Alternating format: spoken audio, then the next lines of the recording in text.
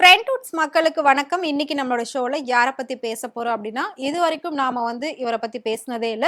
So first டைமா இன்னைக்கு தான் அவர பத்தி பேச போறோம். எஸ் விஜய் டிவி ராமர பத்தி தான் பேச போறோம். அவர பத்தி பேசுறதுக்கு என்ன இருக்கு? அவரு எப்பவுமே ஒரு ஜாலியான கேரக்டர் ஆச்சு. அவர பத்தி எல்லாமே தெரியுமே. அந்த சேனல்லே தான் எல்லாம் போடுறாங்களே அப்படின்னு கண்டிப்பா நீங்கலாம் சொல்லுவீங்க. பட் ரீசென்ட்டா அவர் ரொம்ப சென்சிட்டிவா, ரொம்ப எமோஷனலா ஒரு இன்டர்வியூ குடுத்திருக்காரு. ஸோ அந்த இன்டர்வியூல பல விஷயங்கள கண்ணீரோட கதறி அழுது பேசியிருக்காரு. அது என்னன்றது தான் இப்ப நம்ம பார்க்க போறோம். வாங்க பார்க்கலாம். சோ விஜய் டிவி ராமர் அப்படினாலே நம்ம எல்லாருக்குமே தெரியும். ரொம்ப கலகலப்பானவர். அந்த இடத்தையே ரொம்ப சந்தோஷமா வச்சிருக்கக்கூடிய ஒரு பெர்சன். சோ எப்பவுமே பாத்தீங்கன்னா அவர் கூட இருந்தா சிரிச்சுக்கிட்டே இருக்கலாம் அப்படின்ற மாதிரி தான் அந்த டீம் எல்லாருமே சொல்லுவாங்க. பட் நாம அவரை டிவில பார்க்கும்போதெல்லாம் சிரிச்சுக்கிட்டு தான் இருக்கும். அவர் நின்னாலே நாம சிரிக்க ஆரம்பிச்சிருவோம். அதுக்கப்புறம் அவர் பர்ஃபார்மன்ஸ் பண்ணும்போது இன்னும் வேற லெவல்ல இருக்கும். சோ அவரோட ஒரு நார்மலான பேச்சே பாத்தீங்கன்னா காமெடி கலந்த மாதிரி தான் இருக்கும். சோ அவர் என்ன பேசினாலும் அது நமக்கு ரொம்பவே சிரிப்பா இருக்கும். என்னம்மா நீங்க இப்படி பண்றீங்களேமா அப்படின்னு வேற ஒருத்தர் சொல்லியிருப்பாங்க. பட் அதை இவர் தான் சொல்லி பயங்கர ட்ரெண்ட் ஆக்குனாங்க. ஸோ அந்த அளவுக்கு ஒரு ஃபேமஸான பர்சன் தான். அந்த அளவுக்கு ரொம்பவே ஹாப்பியான ஒரு பர்சன். ஸோ அவருக்கும் பின்னாடி நிறைய கஷ்டங்கள், நிறைய சோகங்கள் அது எல்லாத்தையும் கடந்து தான் இன்னைக்கு இந்த லெவல்ல நிக்கிறாங்க. ஸோ அவரு கிட்டத்தட்ட இந்த இடத்துக்கு வர்றதுக்கு எவ்வளோ கஷ்டப்பட்டிருப்பாரு, எவ்வளோ ஸ்ட்ரகிள்ஸ் ஃபேஸ் பண்ணியிருப்பாரு அப்படின்றது நம்ம எல்லாருக்குமே தெரியும்.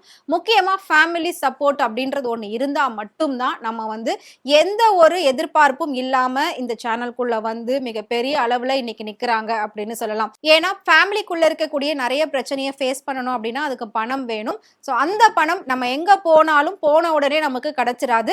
அந்த பணம் கிடைக்கிறதுக்கு நாம எவ்வளோ கஷ்டப்படணும், அதுவும் அதிகப்படியா கிடைக்கிறதுக்கு இன்னும் எவ்வளோ அளவுக்கு நம்ம எஃபோர்ட் போட வேண்டி இருக்கும் அப்படின்றது நம்ம எல்லாருக்குமே தெரியும்.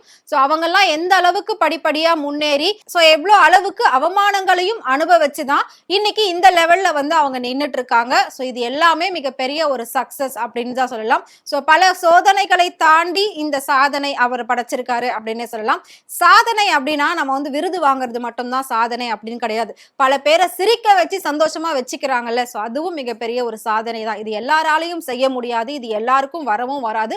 ஒரு சிலருக்கு மட்டும்தான் வரும். சோ அதுல ஒருத்தர் தான் முக்கியமானவர் ராமர் அப்படின்னே சொல்லலாம். சோ நான் சொன்ன மாதிரி ஸ்டேஜ்ல அவர் நின்னாலே போதும், அந்த அளவுக்கு கிளாப்ஸோ கைத்தட்டலோ வரும். சோ அதுக்கப்புறம் அவரோட பர்ஃபார்மன்ஸ் அப்படிங்கிறது வேற லெவல்ல இருக்கும். சோ இப்போ அவர் இன்டர்வியூல என்ன பேசியிருக்காரு அப்படின்னா, எப்பவுமே நாம சிரிப்பா கலகலப்பா பார்த்துக்கிட்டு இருந்த ராமரை ஃபர்ஸ்ட் டைமா அவர் அழுது ஒரு பேட்டி கொடுத்தா அது எப்படி இருக்கும், அப்ப அதுல எந்த அளவுக்கு ஒரு சோகம் கண்ணீர் இருக்கும், எந்த அளவுக்கு அதுல உண்மை இருக்கும் அப்படின்றத நாம கொஞ்சம் கண்டிப்பா யோசிச்சுதான் பார்க்கணும். சோ இது அவர் எல்லாருக்குமே ஒரு அவேர்னஸாவும் சொல்லியிருக்காரு. எல்லாருக்குமே ஒரு அட்வைஸ் மாதிரியும் அவர் கொடுத்திருக்காரு. என்ன அப்படின்னா, இதுக்கு முன்னாடி நானும் பயங்கரமா ட்ரிங்க்ஸ் எல்லாம் பண்ணிட்டு இருப்பேன். எப்பவுமே ட்ரிங்க்ஸ் பண்ணுவேன். எனக்கு அது இல்ல அப்படின்னா தூக்கமே வராது. அந்த மாதிரி தான் நானும் ஒரு காலகட்டத்துல இருந்தேன். ஆனா கொஞ்சம் கொஞ்சமா நான் எல்லாத்தையும் விடணும்னு ட்ரை பண்ணாலுமே என்னை சுத்தி இருக்கக்கூடிய சூழல் கண்டிப்பா என்னை குடிக்க வச்சிரும். நானே நிறுத்தணும்னு நினைச்சாலும் என்னோட சூழ்நிலைகள் நிறுத்த விடாது. அந்த மாதிரி என்ன தொடர்ந்துகிட்டே இருந்தது அந்த குடிப்பழக்கம் அப்படிங்கிறது.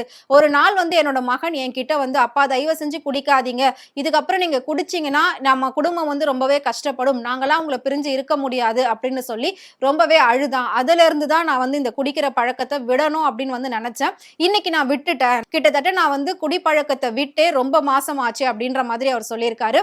இது எல்லாத்தையும் தாண்டி போன மாதம் ரோபோ சங்கர் அவர்கள் இறந்தாங்க. இந்த குடிப்பழக்கத்தினாலதான் அவருக்கு உடம்பு ஃபுல்லாவே அஃபெக்ட் ஆச்சு. எல்லா பார்ட்ஸுமே ஸ்பாயில் ஆச்சு அப்படின்றது நம்ம எல்லாருக்குமே தெரியும். சோ அதுல இருந்து மீண்டு திரும்பவும் ஒரு சின்ன டச் இருந்ததுனால மறுபடியும் இந்த பிரச்சனை உயிரே போயிடுச்சு. இன்னைக்கு அந்த குடும்பம் எவ்வளோ கஷ்டப்படுறாங்க அப்படின்றது நம்மளால கண்களால பார்க்கவே முடியல. ஏன்னா நம்ம அவங்கள பார்த்த வரைக்கும் குடும்பத்தோட, அதாவது கலை குடும்பம் சொல்லுவாங்க அவங்களோட குடும்பத்தை. சோ குடும்பத்தோட ஃபுல் அண்ட் ஃபுல் சினிமாலையும் சரி, சீரியல்லையும் சரி, தனியா இவங்க யூடியூப் ரீல்ஸ் இது எல்லாத்துலயுமே மக்களை டோட்டலா என்டர்டெயின் பண்ணிக்கிட்டே இருந்தாங்க. எல்லாரையும் சிரிக்க வச்சுக்கிட்டே இருந்தாங்க. எல்லாரையும் ரொம்ப சந்தோஷப்படுத்தி தான் அவங்க பார்த்துட்டு இருந்தாங்க. சோ அப்படி நாம சந்தோஷமா அவங்கள பார்த்திருக்கோம். ஆனா இன்னைக்கு அந்த குடும்பம் ரோபோ சங்கர் அவர்களை இழந்து, அதாவது ஒரு குடும்பத்துடைய மிகப்பெரிய தூணா, ஒரு மிகப்பெரிய தலைவரா அவர் இருந்திருக்காரு. அவரே இல்லை அப்படின்னா அப்ப அந்த குடும்பம் எந்த அளவுக்கு இன்னைக்கு கதி கலங்கி போயிருக்கும் அப்படின்றத நம்மளால நினைச்சு கூட பார்க்க முடியல, சொல்ல முடியல. ஆனா இன்னமும் அவங்க தைரியமா வெளியில வரணும். ஆனா அவங்க இன்னும் வரல. அதுல இருந்தே அவங்க மீண்டு வரல. ஒவ்வொரு ப்ரோக்ராம்லயும் அவங்கள பாக்குறப்பெல்லாம் அவ்வளோ அழுகுறாங்க. இப்ப வரைக்கும் அவங்க கண்ணீரோட தான் ஒவ்வொரு விஷயமும் பேசிக்கிட்டு இருக்காங்க. இன்னும் அந்த குடும்பம் அதுல இருந்து மீண்டு வரல.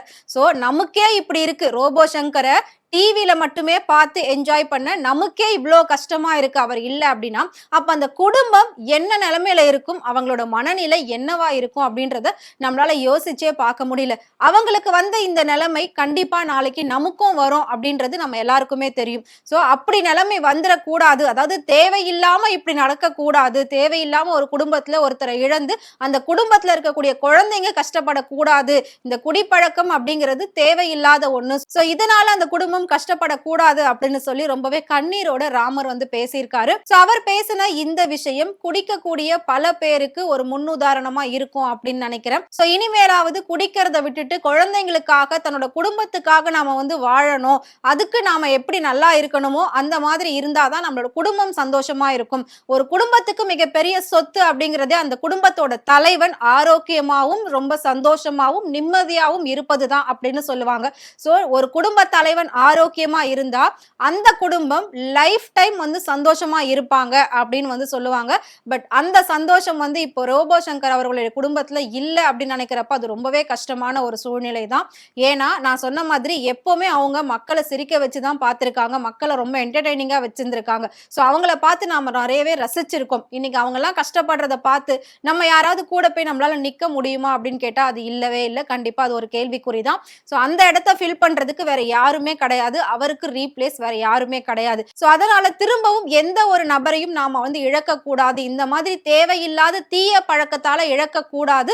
இதனால குழந்தைகளும் குடும்பமும் கஷ்டப்படக்கூடாது அப்படின்னு சொல்லி ராமர் சொல்லியிருக்காரு. சோ என் பையன் அழுது சொன்ன அந்த ஒரு வார்த்தை தான் இன்னைக்கு என்ன ஒரு நல்ல மனுஷனா மாத்திருக்கு. சோ நான் வந்து இப்ப டோட்டலாவே அந்த பழக்கத்தை விட்டுட்டேன். எனக்கும் சின்ன சின்ன பிரச்சனைகள் உடம்புல இருந்தது. எதையுமே நான் கவனிக்காம இருந்தேன். ஆனா இப்போ நான் ஒவ்வொன்னுத்தையும் ரொம்பவே பாத்துக்கிறேன். ரொம்ப கேர்ஃபுல்லா வந்து பாத்துக்கிறேன். சோ என்னோட ஒவ்வொரு நோக்கமும் பாத்தீங்கன்னா என் குடும்பத்தை நான் சந்தோஷமா வச்சுக்கணும். அவங்கள நான் வந்து கதிகலங்க விட்டுட்டு போயிடக்கூடாது. என்னோட ஒரு தீய பழக்கத்தினால என்னோட கெட்ட பழக்கத்தினால இன்னொருத்தர் கஷ்டப்படக்கூடாது அப்படின்னு நான் வந்து நினைச்சுக்கிட்டு இருக்கேன். சோ அதனாலதான் நான் வந்து இதுக்கப்புறம் குடிக்கவே கூடாதுன்னு முடிவு பண்ணிட்டேன். நீங்களும் தயவு செஞ்சு குடிக்காதீங்க. உங்க குழந்தைகளை நீங்க அனாதை ஆக்கிடாதீங்க அப்படின்ற மாதிரி ராமர் வந்து பேசியிருக்காரு. சோ இந்த விஷயத்தை பார்த்த பல பேர் பாத்தீங்கன்னா இந்த அளவுக்கு எமோஷனலா இந்த அளவுக்கு சென்டிமெண்டா ராமரை நாம பார்த்ததே கிடையாது. எப்பவுமே கலகலப்பா இருக்கக்கூடிய மனுஷன் இவ்ளோ சீரியஸா பேசிக்கிட்டு இருக்காரே, அப்ப அதோட உள் நோக்கம் என்ன அப்படின்றது நம்மளால நல்லாவே புரிஞ்சுக்க முடியுது.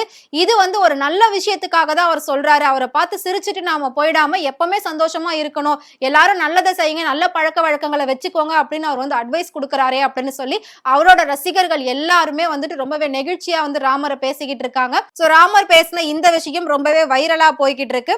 சோ உங்களுக்கு ராமரை பிடிக்கும் அப்படின்னு நினைச்சீங்கன்னா அவர் சொன்ன விஷயம் சரியா தப்பா அப்படின்றத மறக்காம எங்களுக்கு கமெண்ட் பாக்ஸ்ல கமெண்ட் பண்ணுங்க. சினிமாவை பத்தியும் சினிமால நடக்கக்கூடிய டே பை டே இன்ட்ரெஸ்டிங்கான அப்டேட்ஸ் எல்லாம் நீங்க தெரிஞ்சுக்கணும் அப்படின்னு நினைச்சீங்கன்னா மறக்காம ஃப்ரெண்ட்வுட் சேனலை ஃபாலோ பண்ணிக்கோங்க.